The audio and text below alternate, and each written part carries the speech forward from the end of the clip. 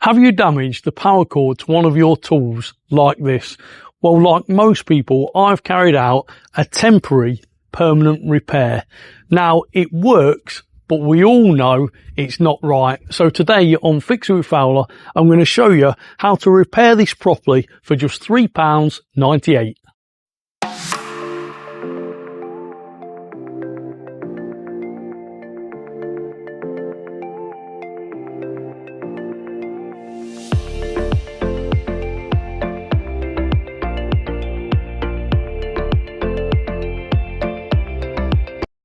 Before you can carry out the repairs to your tool, the first thing you're going to need is one of these. This is a waterproof cable connector, and I got this from Amazon. There's a link in the description, also a link in the corner. If you click on that, it will take you directly to this item.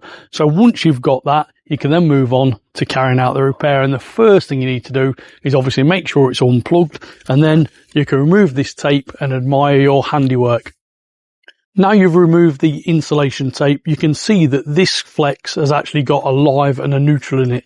Now some will have a live, neutral and an earth. However, it doesn't matter, it's the same process and use the same connector. And to carry out that repair, you're just going to need some basic tools. Some wire cutters, a small screwdriver, possibly a knife. And if you've got access to some of these wire strippers, then they make this job really easy. Using side cutters, you can now nibble round the flex, bend the flex backwards and forwards, and that will expose the inner cores. You can then use these cutters to pull the outer sheath off. Alternatively, you can use these automatic wire strippers. You can now slide on the back nut to each end of the flex. And now look at stripping the inner cores.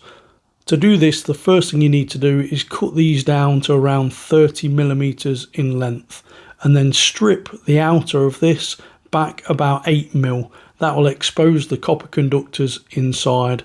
I like to twist these together as it makes it easier to terminate into the terminals. As you can see on the back of the connector, the terminals are marked with live, neutral and earth, and you need to connect your flex accordingly. In this case, it's just the live and neutral. Push that into the terminal and tighten with a screwdriver. Now to ensure it's in, give the flex a pull, and if that's tight, you can then proceed to do the same thing with the remaining connections. Have you subscribed to my channel? Well, if not, why not? It does not cost you a thing, and you are missing out on some great DIY content, all designed to save you money. So if you're finding this video useful and helpful, please leave this video a comment, hit that subscribe button, and I'll see you soon on my DIY journey.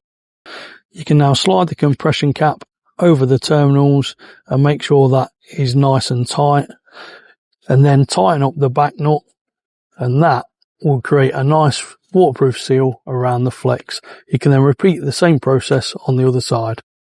So now your repair is all complete. Now is the moment of truth. Make sure that you've tightened that up fully so that it's waterproof. Then plug that in, and now you can test your tool, in this case a hedge trimmer. And as you can see, that's perfect. So I hope you find that video useful and helpful. Please don't forget, hit that like button, give me a thumbs up, leave me a comment, and don't forget to subscribe to my channel for more great DIY videos.